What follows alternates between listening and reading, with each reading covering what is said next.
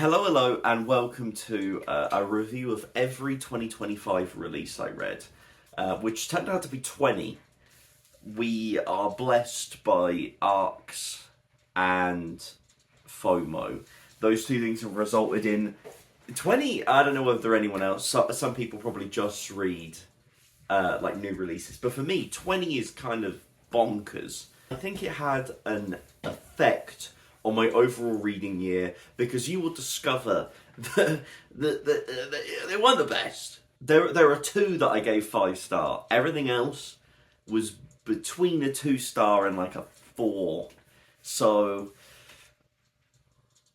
there's a lot of variety here. We have a lot of fantasy. We have a lot of Booker books this year. I was really interested in the Booker list. So there's a couple of science fictions. What else am I looking at? Non-fiction. We've got a smorgasbord of different styles of writing. And that makes it even sadder that it turned out to be kind of weak across the board. Let me know if you read any of these 2025 releases, whether you have differing opinions. Which 2025 releases that I didn't read, was I foolish? A big foolish fool for not reading? Because, by Jove, I feel like I was playing Battleships and I just missed everything. I was criminally misdirected. But we'll begin with I own very few of these books, which gives you an idea of how it went. To begin with, I read Death of the Author by Nnedi Okorafor. It was my first Okorafor book, and it is this bizarre kind of sci-lit fic book that I actually read in this time last year. I had an arc, it came out in January. The idea is that it's split into these dual perspectives. One, you're following a character called Szalay, who the nice thing is I wrote reviews for these because most of them are arcs, so I can really catch up on how I felt. Szalay was a mid-30s paraplegic black woman who, after being fired from her role as an adjunct lecturer and being rejected by another publisher for literary fiction, decides to write a science fiction book unlike anything she has written before, entitled Rusted Robots. The book then skyrockets to fame, and Szalay kind of is launched into the public zeitgeist and has to kind of combat their own characteristics, how society perceives them, the media, all the different things. Very yellow-face coded in that sense. Second perspective follows the story of the Rusted Robots, of the book that she has written. In a future where humans are gone from the world, leaving Humes and Nobodies as two rival races of AI battling it out. Yeah, the main thing I remember from this book is that it never quite landed in either category of science fiction or literary fiction. I found it to be too long and meandering and exploring so many different ideas that it never quite came down. Szalay is an unlikable protagonist, which I enjoy, I like. I enjoy the idea of challenging the idea of a perfect victim. I would recommend it if you're just looking for a bit of a bombastic kind of like a very much a different read that is a blend of different things. Like I said, it never quite landed for me. It never quite found its path, and it's not one I picked up because of that. I enjoyed it. It was worthwhile, but there's not a part of me that was like, I want a copy of this or something. After that, also in January, I read At the Font of Creation, which is by Tobi Ogundiran, and it was kind of his first duology that came out. He had previously written a bunch of short stories. He has a short story collection, and then I've read short stories from like collections like the Book of Witches and stuff. And after reading those short stories, I was interested. So I got arcs of both the first and second novella, and I do think they're exceptionally solid. I think I gave them both 4 stars. So the idea is that you're following a Szalay, who is this like acolyte inside of this temple, and there are these gods called the Orisha who communicate with members of this this temple, and a Szalay has never been communicated to by an Orisha before, and so is kind of like fuck it, I'm going to do it myself then, and seeks to capture one. And during that, it kind of leads to this clusterfuck of suddenly every variable inside of a cosmic war becomes aware of them and are drawn towards the idea of them as this linchpin inside of it. And I think, for me, the real strength of this duology is a refusal to have a kind of declared good and bad. This is, I remember finishing the first one and being like, I don't know where this is going to go. I don't know whether we are on the right side or not. I don't know whether there is a right side. I don't know how this is going to fall out. Overall, the issue is, and it's the issue that I have with, you'll kind of see there's a few novellas coming up here that I read at the start of the year, and it's just the issue, specifically with a lot of these, where authors are being given these duologies, and they aren't being able to properly exercise their full potential because they're limited by this kind of, you've got basically 200 pages across 2 releases.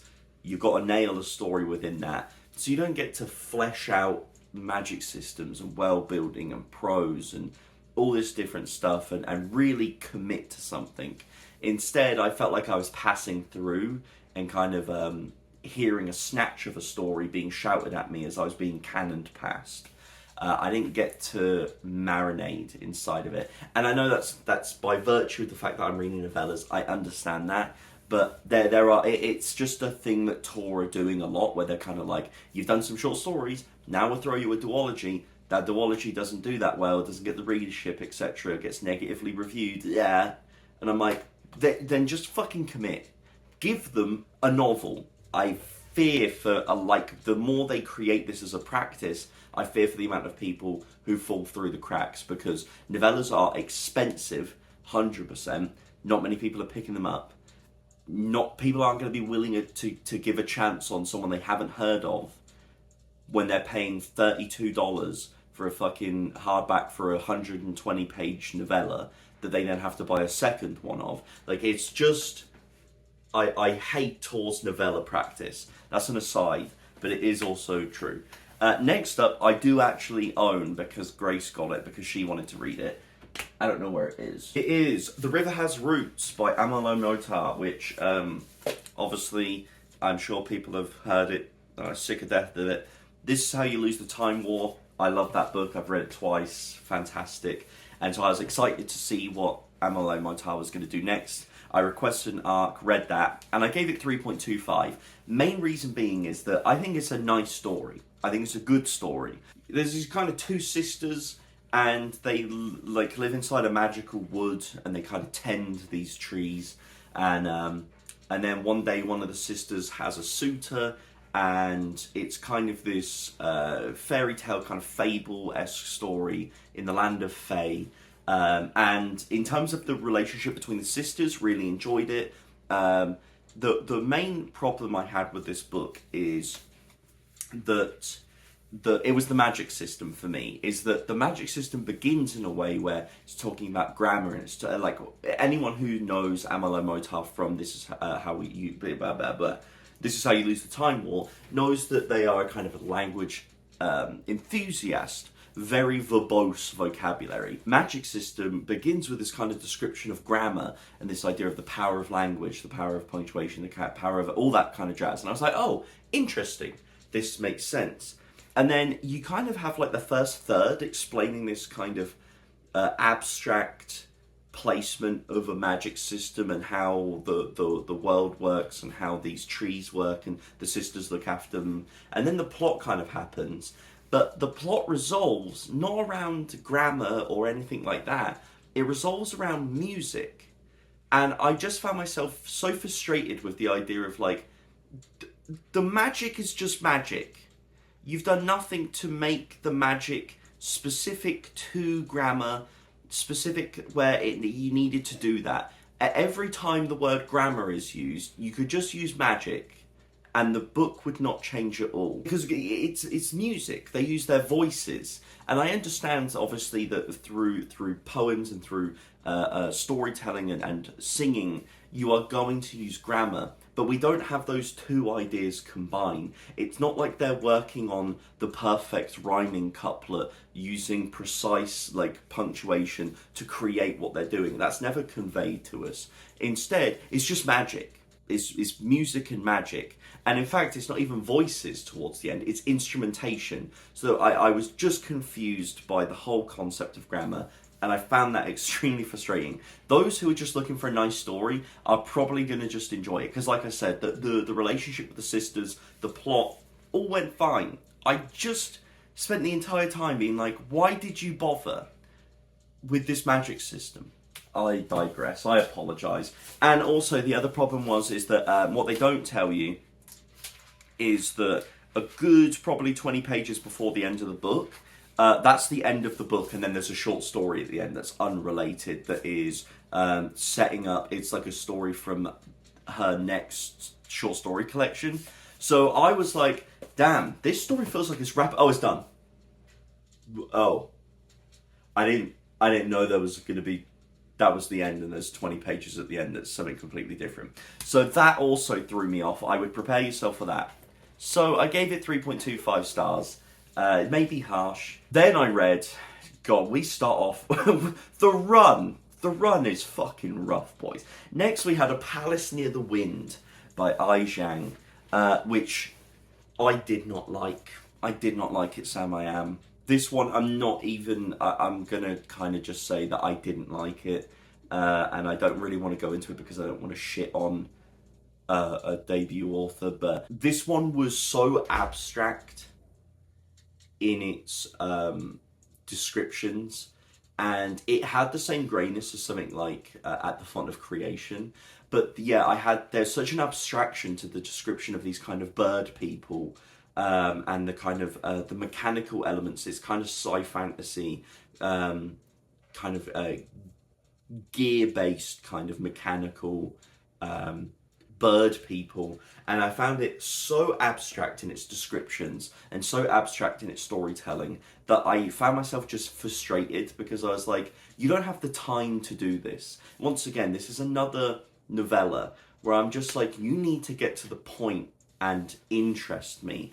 But I found myself just purely frustrated. It's very derivative in the sense of like, some of it gave me like Warbreaker vibes, some of it like, there's just things where I was like, oh, I get this. And yeah, so I came away, I gave it 2 stars. I did not enjoy it, and I feel bad about that. But next up is a book I own because it's gorgeous, and that was the reason I bought it. The Book That Held Her Heart by Mark Lawrence, finishing off the Library trilogy. Some of the most gorgeous covers to grace the modern age. I love these, how they look. Nevertheless, I did not so much enjoy what I read inside. I gave it 2.5 stars. Reason being is that it was audacious to a fault, in my opinion. I unfortunately think that Book 2, The Book That Broke the World, was a misfire.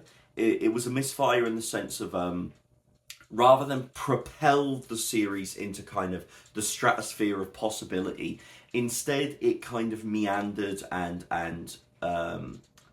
it never quite found its footing. It never quite expanded on ideas. I found myself, it felt stunted. And so when we introduced characters that never really had an effect, and unfortunately for the third book, the characters that are introduced in book 2 really are inconsequential. We are introduced to a completely new character who I would say, like I said, it's audacious to a fault. I don't want to go into it because it spoils kind of the whole idea of the trilogy, but the handling, not necessarily exploitative, but it was dancing the line. Nevertheless, they are kind of the best part of the book as well. Unfortunately, this is a series where our main characters just kind of never quite reached the potential they could have had.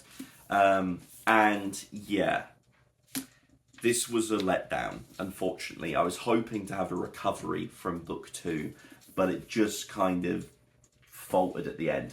I gave it 2.5 stars. I don't think it's a bad book. I think people will enjoy it.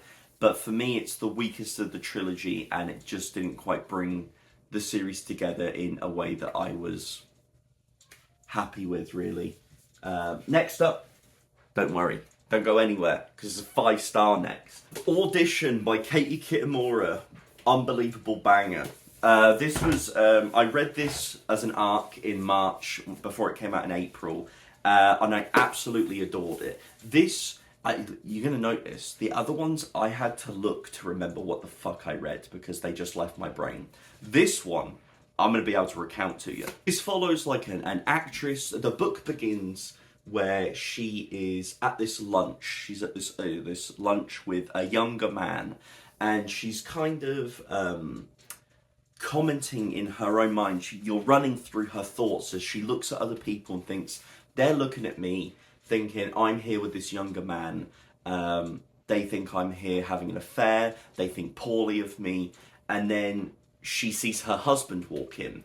She has this kind of paralyzing moment where she's like, what do I do here? I'm having lunch with a younger man. Sure, he's an intern at my thing. I'm just going for lunch with him. This is not to do with anything. I'm not having an affair with this person. But what do I do? Because I'm going to look... I haven't mentioned this to him. I should have mentioned this to him. Why didn't I mention it to him? What does this say about me? Why don't I trust him to say something to him? Have we been falling apart? This kind of mental dancing around of this person's perspective on the world around them and what's happening in their lives and how they think people view her is fascinating. And I don't want to give anything away about this book because I think it's just I think it's a book you should just experience. But essentially, because it's set around a play, there is a kind of scene break halfway through this. This act ends and the next act begins, and something happens. Something changes within the reality of the world that the story's been taking place in. Relationships between characters change. And in the second half, people act like that is how the relationships always were. And that's all I'm going to say because I don't want to give anything away. It's a fascinating kind of bizarre read. And I've seen people have a lot of different perspectives on this. For me, it's this kind of book that ruminates on, firstly, perceivement. The way that our central character feels that they are perceived, the way that they react to the world because of how they think people are reacting to them, is an interesting idea of how narcissism, inferiority, jealousy, all of these different thoughts and feelings manifest on the idea of suspicion by virtue of the thoughts you're having. You're placing suspicion on someone else because you're having similar thoughts or something. It's a really interesting depiction of that. And alongside that, I think it's also with like repressed trauma, grief, unprocessed emotions, which comes out in the idea of how our character feels perceived because of unresolved issues they have, unresolved things in their relationship, their career, all these things. I genuinely think it's one of my favourite books I've ever read. I think despite being only 200 pages long, there is so much to delve into, so many rereads to have and dig into. And thank goodness we finally had a short book that came away as a banger, because I was severely worried at that point. But I do wish it won the Booker Prize, because we'll talk about Flesh later when I read it. But I just think Audition was far and away the best literary novel out of all of them. Next up, I read A Drop of Corruption from the Robert Jackson Bennett series. The first book was The Tainted Cup. The second, A Drop of Corruption, was much stronger to me. I gave it 4 stars. I know people are besotted by this series. They're kind of, completely infatuated with this series. And I respect the hustle. For me, it didn't grip me in a way where I was in love with it. Something about the writing didn't quite draw me in the same way. But the plotting in the second book I really enjoyed, especially at the beginning. At the beginning I thought it could be a love, and then it kind of changed. Because the beginning is this locked door mystery. And yeah, with this we continue following our protagonist and Anna, these kind of Sherlock and Holmes kind of duo, as they are investigating this locked door mystery. Say Sherlock and Holmes. I did. Sherlock and Watson relationship. And Sherlock and Holmes. And yeah, the thing that I loved about book 2 is that we kind of delved a lot more into the political structure of this empire, the ramifications, their treatment of indigenous folk. The problem is that this book, and especially the afterword, Robert Jackson Bennett is someone who seems to be so against autocracy in terms of like the fantasy norm of writing about kings and queens and royalty, that kind of thing, that he then finds himself like sucking Empire's cock like it's paying him. Like it is, it's quite audacious how much he is like, Empire? Sure, there may be a little bit of problem, but fuck, I love Empire. And the problem is, I've talked about this before, but the problem with the kind of modern thing with Empire is that especially Americans are writing about Empire, relating it to Roman. This kind of idea of advancement and the change of technology, and we're building the fucking roads and aqueducts and look at us. That kind of thing. The idea of like, sure, we'll take you over, but we'll leave you in your autonomy type thing. But the language, how people speak, because obviously none of us speak fucking Latin, the way we convey that is prim and proper, look at us English voices. Very well-spoken kind of, a little slap and tickle as well, a little bit of edge to it, because we're funny like that with one of our protagonists. And it gives this vibe where you're like, well, you're conflating two empires there, my dear, and you really need to think about what you're doing with it. Because when you're defending the idea of empire, but your characters sound like they are straight out of the British Empire, oh boy, that does not come off as well as you hope it does, in my opinion. So that is the biggest issue, in my opinion. Yeah, I think people are working so hard now to counteract the idea of monarchy that we found ourselves pro-empire somehow, and people need to work on that. Let's join hands in the idea of being anti-both. Next up is Careless People by Sarah Wynn-Williams. I was corralled, I was caught up in the FOMO, wanted to know the ins and outs, the round and abouts of Meta and Zuckerberg and the natural evil we know is happening there. And unfortunately, the book didn't really do too much other than tell me they're evil. And I do find myself thinking I already knew that. And the problem was, the parts that were actually about the horrors and the things that they're doing should be like, let me do a page on that. And then let me write like a 6-page part about how everyone let him win at Monopoly. And I was like, I couldn't give a fuck about... Make a reference to it, sure. Be like, yeah, he used to, people used to let him win, and that was kind of a bitch-ass move. Sure. And then be like, now let me tell you about the horrors of them affecting democracy. And instead it was kind of like, almost all of it was about her kind of babysitting, which I understand is her actual lived experience of what happened. And also the problem is that there's a natural weakness to this, which is that she was let go. And so she talks about the idea of when I would have left. At no point, we've seen her already go through them actively affecting elections and doing evil, heinous things. And she's still there, kind of justifying the idea of like, I think I could change it from within. And it's only when she's let go, forced out, that she then writes this book. And I think that's a natural weakness of character of her. I don't know, I just don't think she would have left. Like, that's the real vibe I got by the end of it. I was like, oh, you were forced out and now you're writing this. I understand. Otherwise, you would have probably been happy with the money they were giving you to allow evil things to happen and be like, no, guys. Okay, I'm going to go home. However, I will also say inherently that once again, this is the perfect victim argument. This is not to say that she did not suffer horrendous workplace harassment, horrendous treatment around her pregnancy.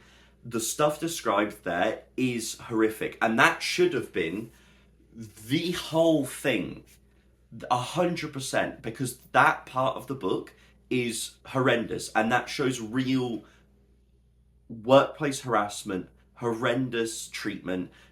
It should be like criminally followed up on, because that shows a working environment that is inherently fucked and can never, is irrevocably broken and has to be restructured with completely different people because they're allowing that to happen. And like I said, unfortunately, the stuff like that is completely outshadowed by inconsequential kind of tidbits. And I feel like if we had shortened this book and just gone for the jugular, would have been a different story. But yeah. Next up is Love in Exile by Shon Faye. I read the transgender issue when it came out as an arc then, and I got an arc for Love in Exile. I really enjoyed Love in Exile. It's this kind of series of essays around her love life and her experience as a trans woman dating the kind of...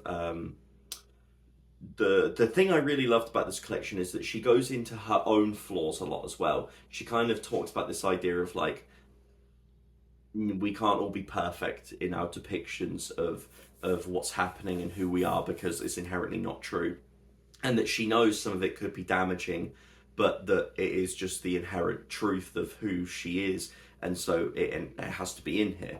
And yeah, it's a very interesting, very sad collection in a way. She goes through her addictions, she goes through why she thinks those addictions came around, her experience dating, like I said, where people are lying to their friends, saying that they aren't dating a trans person, hiding her from people because they're kind of ashamed of it.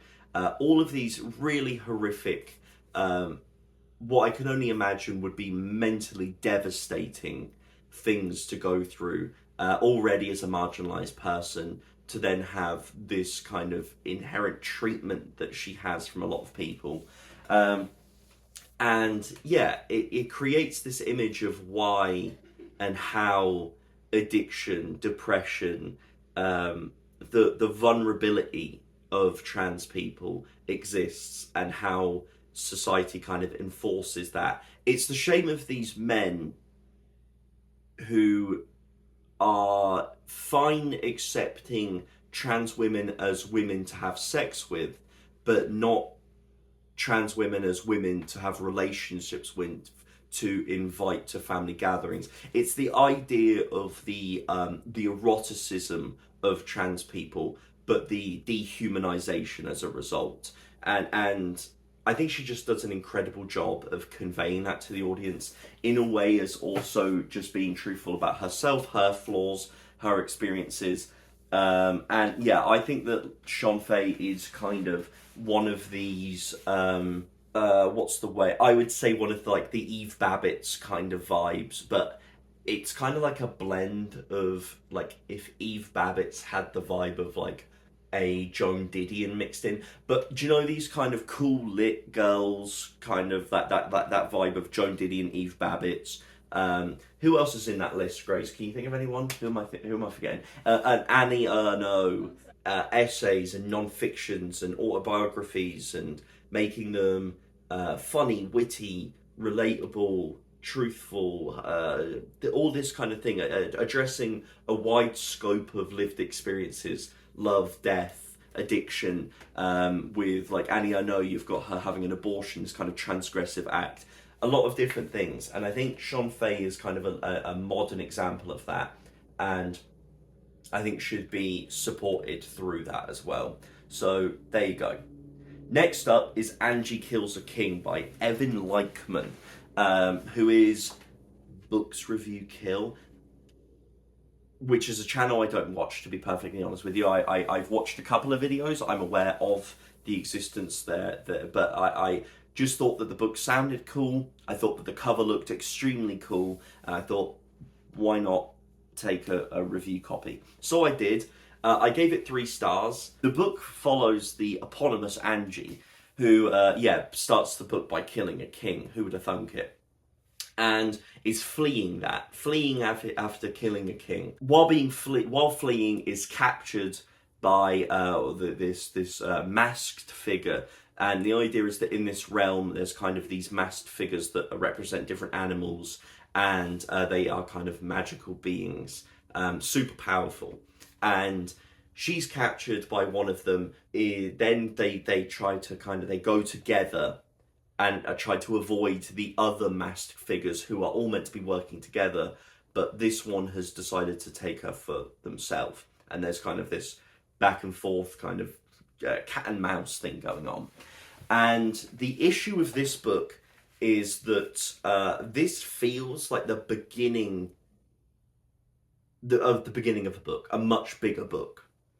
If this was the first 200 pages in an 800-page novel, 100%. Instead, this is a 320-page first book in however long this series turns out to be. And so I found myself not engaged by the characters or the plot, because it is a travelogue, I understand that, but I was never really interested in where we were traveling, because it just felt like it should have got somewhere quicker. And once again, I will say, quite derivative conclusions. When characters came in, I was like, okay, this is the type of character they're going to be, and this is what's going to happen. And everything pretty much came out in the wash how I thought it was going to as it came in. The only thing that surprised me was the very end. And that's why I think it's like, oh, if this was the end of the first part, and I was like, there's 400 more pages to go, holy shit, where's this going to go from here? Then yes. Instead, I finished the book and thought, oh, okay. I don't know whether I really care to pick up book 2, which is a shame, but that's just the truth of it. So that's 3 stars, and I won't pick up the second book. Next up, a book I do own is Written on the Dark by Gavriel K. I give this 3.75 stars. It is the weakest of Gavriel K's books that I've read, but I am measuring it against 2 absolutely stupendous, borderline perfect books in A Song for Arbonne and The Lions of Al-Rassan. 2 books that I almost non-stop think about. I'm constantly, especially The Lions of Al-Rassan, that just comes back to me all the time. Specific scenes, specific moments, and I just think it's a masterpiece of storytelling.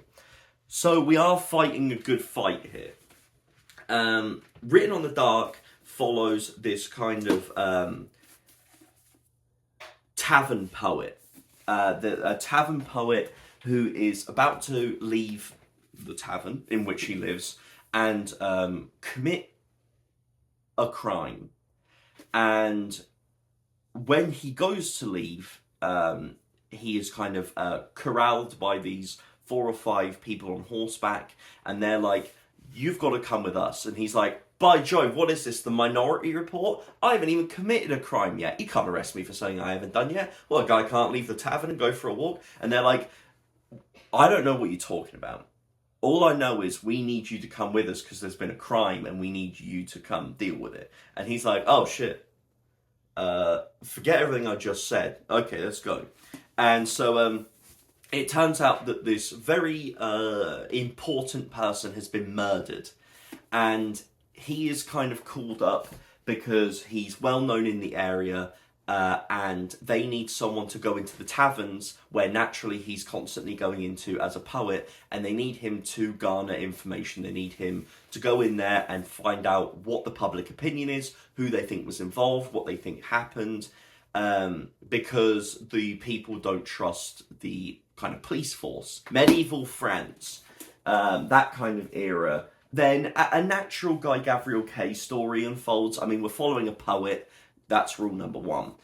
Two, it's based on a real historical event that's then being transcribed onto a fantasy world. That's number two.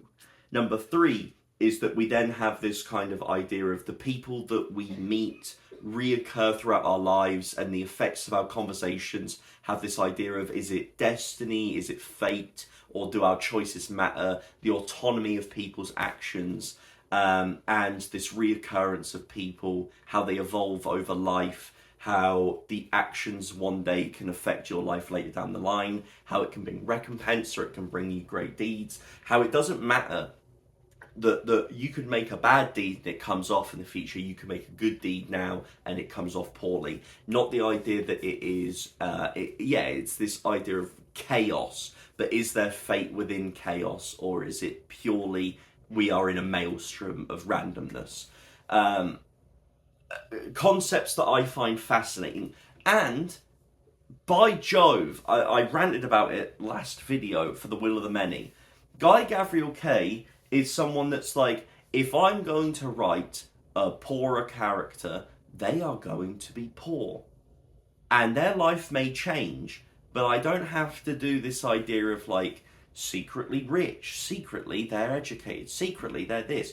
Sometimes someone can be poor and be poor. And sometimes someone could be poor and be lucky enough to get education whilst being poor, and then change their life and maybe not even become rich, but become comfortable.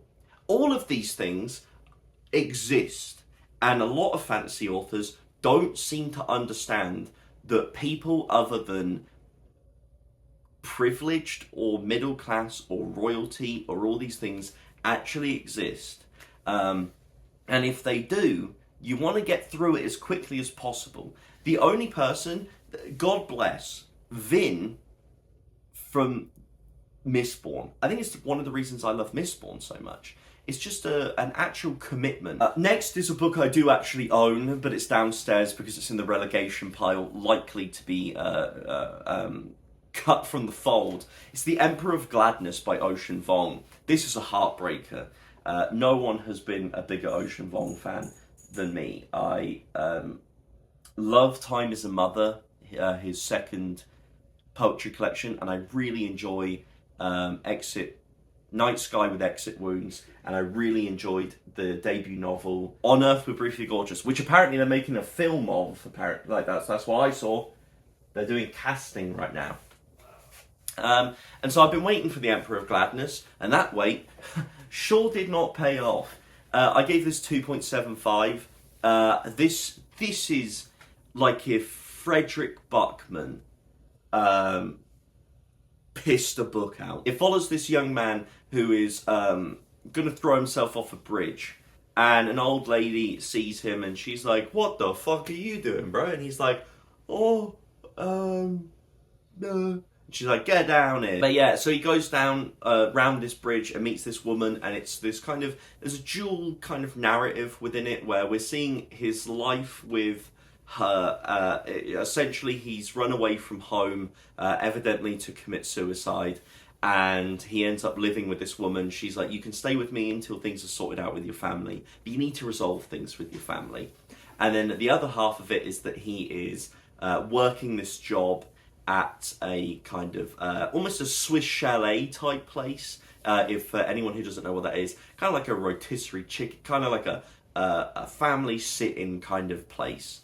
And yeah, he's working there, and he meets the kind of everyday, the good old blue collar working folk as it is. And that's unfortunately, you may notice a theme in my likes and dislikes, but The Emperor of Gladness reads like a book written by a man who has not lived a working class life for like a decade. And it's like he has dreams and memories of what it was. And he's writing about it, and I'm just like, what the fuck are you talking about? And he's writing it in the Ocean Vuong, Frederick Buckman school of like, everything I write is going to be so meaningful and it's going to make you cry. And instead, to someone who just wants to read about actual characters that feel like human beings that I would meet working blue collar jobs, it just reads like sycophantic fucking dog shit piddled out to have people like Oprah Winfrey go, oh my god, that's what it's like to live in the shoes of someone I wouldn't piss on if they were on fire. By Jove. The people that work in restaurants that I would never step foot in because it's fucking disgusting. That kind of vibe. That's the people who read a book like The Emperor of Gladness and go, oh my god, finally, I feel like I'm connected to them. And it's like, yeah, because they're not fucking real. They're literary imaginings from the mind of someone who has an abstract concept of working class people. Or, if he does still have a feeling about it, he's done a terrible job of conveying it. It's the only way I can describe it. There is a part in this book where it's kind of this lead up to the idea that his boss wants to be a wrestler and would love to be a wrestler. And she sets up this show and they're all like, yeah, we're going to put together music and we're going to like be there for it and we've got this pageantry and we're all involved and they're all excited. And then I read the saddest chapter of my entire fucking life as it is described as funnily embarrassing, like pitifully embarrassing.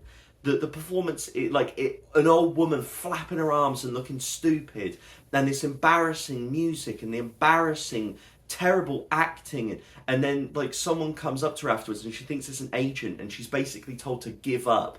And I was just reading it and I was like, you can absolutely get fucked for having me build up this idea of, oh my god, we're going to actually see someone progress, a working class person who works hard and pays off, where maybe they'll get their chance.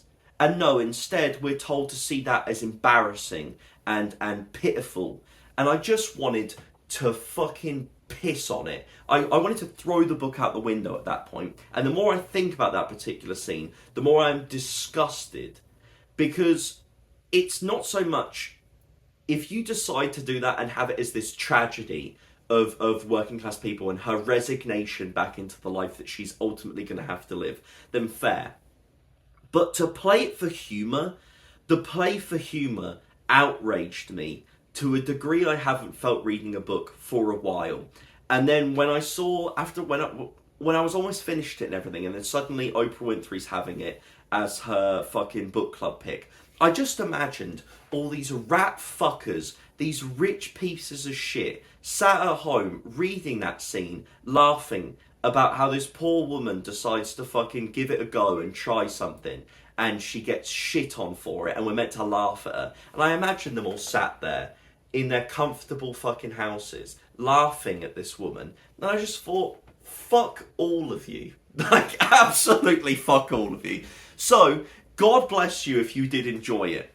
I understand that the way I've just spoken about this book, a lot of people who may have enjoyed that book may feel rather called out. Don't worry though, before I lose you with the fucking negative reviews again, we do end up with another 5-star. I read The Raven Scholar by Antonia Hodgson. Something I saw Esme talking about. Esme had written a review, kind of talked about it in chat, and I was like, by Jove, I'm just going to give it a go.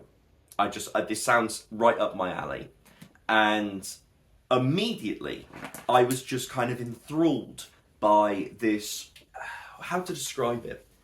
Just a fun book, a really fun book. It's the thing I'd urge, is that I found the writing to have a flair to it, this kind of personality that I found myself engaged by just the act of reading. It didn't matter what the characters were doing or what was happening. I was just kind of like, I've got a real fun vibe from this writing style, and it juxtaposes the quite serious stakes involved. Where the idea is that within this society, it's like this kingship, but after every 24 years, the king gives up their mantle and a competition takes place where representatives from different schools come together and they do this kind of, like a classic fantasy school kind of, the Tri-Wizard Cup or the Hunger Games or all of these kind of games-based fantasy backdrops. The thing that the Raven Scholar does exceptionally well, and it's something that actually harkens back to what I think Gavriel K does so well, is that the opening chapter of the Raven Scholar, I firstly just think is an extremely a fascinating kind of fun interchange where we follow this character who I don't even want to spoil the fucking prologue, which is crazy because it's not really discussed at all. But the idea is that actions made in that prologue have an effect for the rest of the novel. We discover secrets. We understand people's actions, people's affiliations, alliances, decision making. It's all informed, a lot of it, by the beginning of this book, this prologue, and then we follow this character. Why am I forgetting? I'm terrible with names, that's for sure. We follow Nima Kra. Kra is part of the Raven School. Very funny. But Nima is this kind of writer, and actually that involves the prologue, so we're not going to go into that. But essentially, she ends up in a position where one of the people that's meant to take part in this game is dead, and Nima, as this is the bizarre. You've kind of got to suspend disbelief. Is that Nima is suspected, and so she's put into the game to discover who actually did it. Bizarre how that works. But it's one of those things where I was just like, I don't know, because I was inherently having fun, I'm like, this will work out. And we follow Nima as she meets the other contestants, the political machinations, the affiliations, all the different politicking that's going on, her relationship with one of the contestants, a previous relationship, her relationship with a bunch of different people, and also the king currently, who is involved with things. And essentially you just kind of follow this unraveling of a mystery, and it all leads from this opening prologue. And I just find that kind of storytelling really fun. I do think that as a mystery, watching Nima investigate certain things, she's also quite terrible at investigating things, but the feeling I had as a reader reminded me of how I felt watching the mystery of who killed Jon Arryn during a Game of Thrones and everything that was going on there. Following it, I just had a similar vibe of suddenly things unfold, and it's like you tap a domino, and suddenly your understanding of everything is shifting, and it's creating this pattern through all the dominoes falling. Raven Scholar, in a dry year of fantasy, in my opinion, this kind of, it's an unfortunate kind of desert. The Raven Scholar was a really nice oasis. Next up, we hit our Booker run, where I'd already read Audition, but I then read The Rest of Our Lives by Benjamin Markovitz was unfortunately not available in Canada. So I emailed Faber and Faber, and they sent me a review copy, which was really nice of them, like a digital one. And I gave this 4 stars. We're essentially following a midlife crisis. This man discovered when his child was kind of first born that his wife was cheating on him, or had cheated on him. He makes this promise to himself that when she goes to college, he's gone as well. And so he it's about like him going to this kind of cottage goodbye to his daughter, and then he drives her to university, and then it's about him just continuing driving. him meeting old friends, him meeting an old partner, all this different thing, and the people he meets along the way. And the thing that's interesting about the rest of our lives is that it is a rumination on empty men. This kind of generation of men who never really formed relationships after college and are stuck in these kind of depressing lives doing jobs they hate.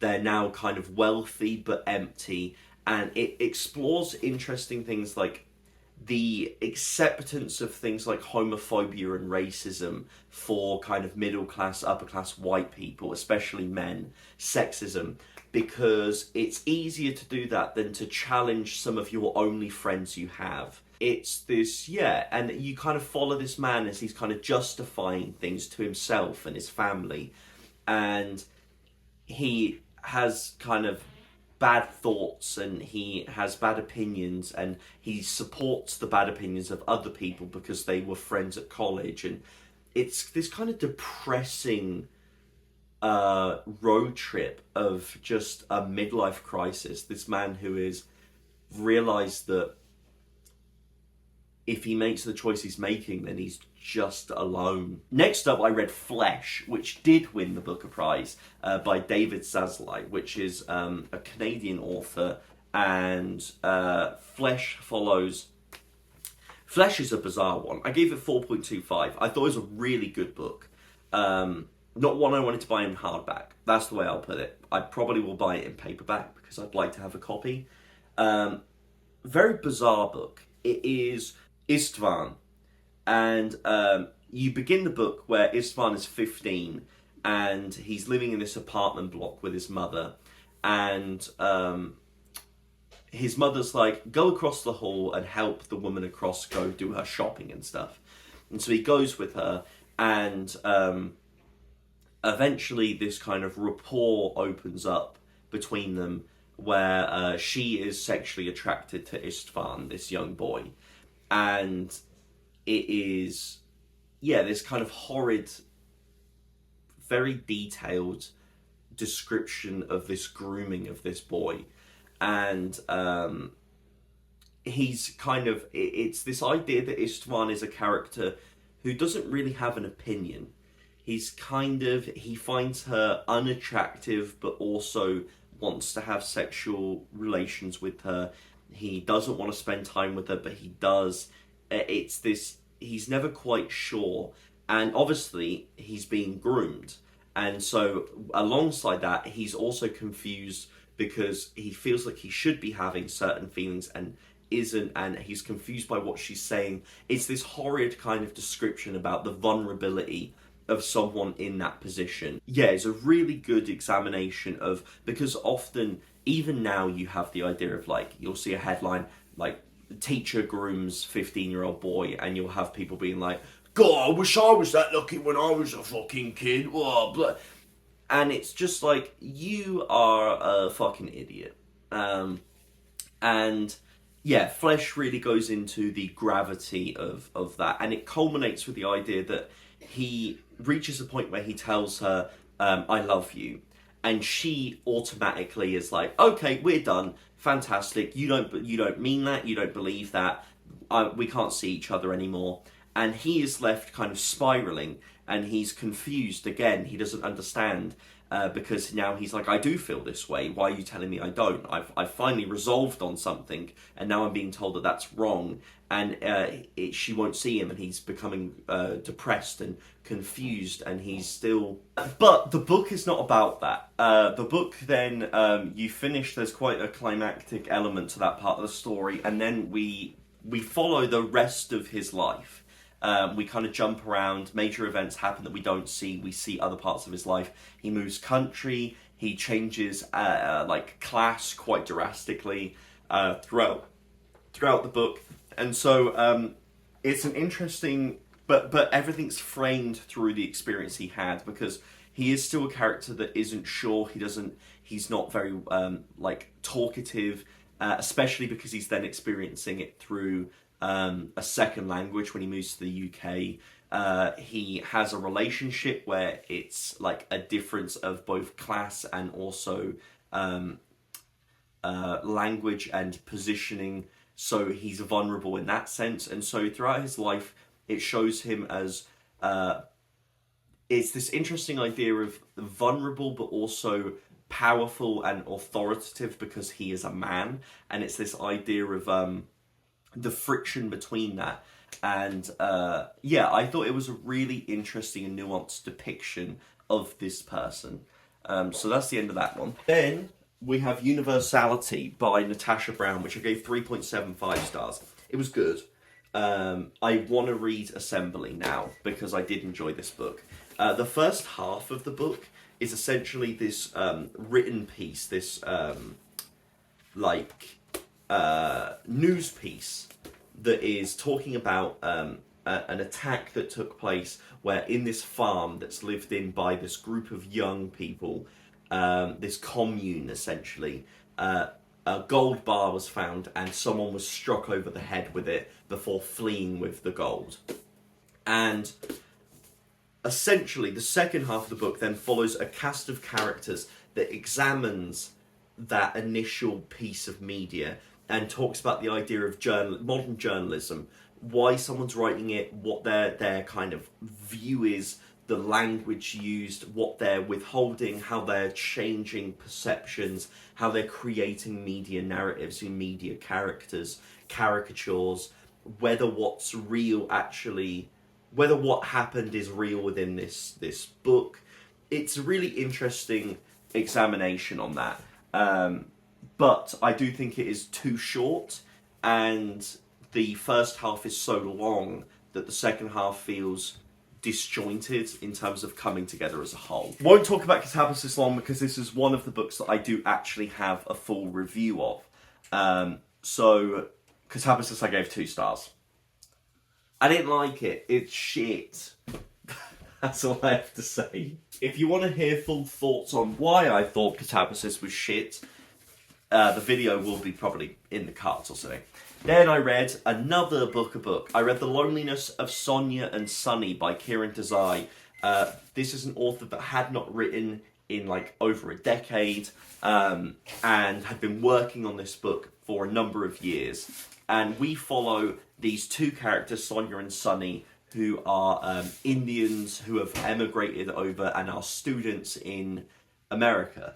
And this is a very long, meandering, fascinating book. It goes into so many themes of connection to home, being an immigrant, the idea of coercive control, of abusive relationships, of like mother-son, father-daughter, like childhood relationships. Yeah, it's a really interesting... One thing that sticks with me, there's certain things that I think Kiran Desai, as someone writing about this there's certain things that I think are just extremely incisive, and they're actually quite short, like, things. There's a repeated motif, which is the idea of that Sunny wants to be the only Indian, because for Americans and Western culture, 1 Indian is okay, but if there's 2 Indians, then there could be 4, and if there's 4 Indians, there could be 8, and if there's 8, they could take over the country. That kind of idea. So within every atmosphere, every scenario, he wants to be the only Indian, because then you're a novelty, not a threat. And I think that is such a incredibly incisive view of the way that Western thoughts are towards South Asian immigration, South Asian cultures. And yeah, I think she just fucking hit the nail on the head and was like, there you go. Yeah, so, but the problem is that all of these fascinating ideas are also cased within a 670-page book that could be 250 pages long. Like, no word of a lie, this book does not need to be that long. And it is self-referential. Like, in the book, Kiran Desai has a character kind of be like, if you're going to write a book about India, then you have to write a book about everything. And she does that. This is a long book talking about everything. And that is the case. So if you want that, then you want it. I gave it 3 stars because I couldn't deny that every single time I picked the book up, I wanted to DNF it. But when I finished it, I thought, by Jove, that was worthwhile because I gained a lot from it. But it's hard to deny the fact that I did want to DNF it every time I picked it up. Next up is The 11th Hour by Salman Rushdie, which is a series of short stories. It's a quintet. The two bookends are written like pre-COVID. Well, actually, I think one's written during COVID. They're written pre-knife attack, should I say. Whereas the three novellas in the middle are post-attack. And so they are ruminating on the idea of death, memory, legacy, all of these things. The 11th Hour is probably my favourite thing I've read from Salman Rushdie so far, because I think he did an incredible job of having three different novellas in the middle that all had wildly different writing styles and narrative structuring and different messaging, but all on the same theme. And I thought it was just a very strong thematic collection. That I honestly, if Salman Rushdie just continues to write these novellas and put out these kind of themed collections, I would be 100% down for it. And then finally, I won't talk about this much because I've already talked about it in my wrap-up and I'm going to do a dedicated review to the trilogy. But I did read this Brutal Moon by Bethany Jacobs from the Kingdom trilogy. I gave this 4 stars, but this is a fantastic trilogy. I 100% recommend the Kingdom trilogy. If you want queer normative fantasy style plotting inside of a sci-fi world that focuses on the aftermath of a genocide, the empire control, with a lot of like really morally grey kind of fucked characters doing good and bad things depending on who you're following, and this kind of bizarre, really fun tone again. Like, that's what I enjoyed this year, is with the Raven Scholar and like this Brutal Moon, those authors were able to do really fantastic work while maintaining this really fun tone. So that is my list. Hopefully you enjoyed it. This went on very long, to the point where I had to speed up at the end because Grace wanted to eat dinner. I apologise to you all and also to Grace. But if you did enjoy, please do like, please do subscribe. Let me know, as I said, which ones you've read, which ones you think I should read now. And as always, have a nice rest of your day.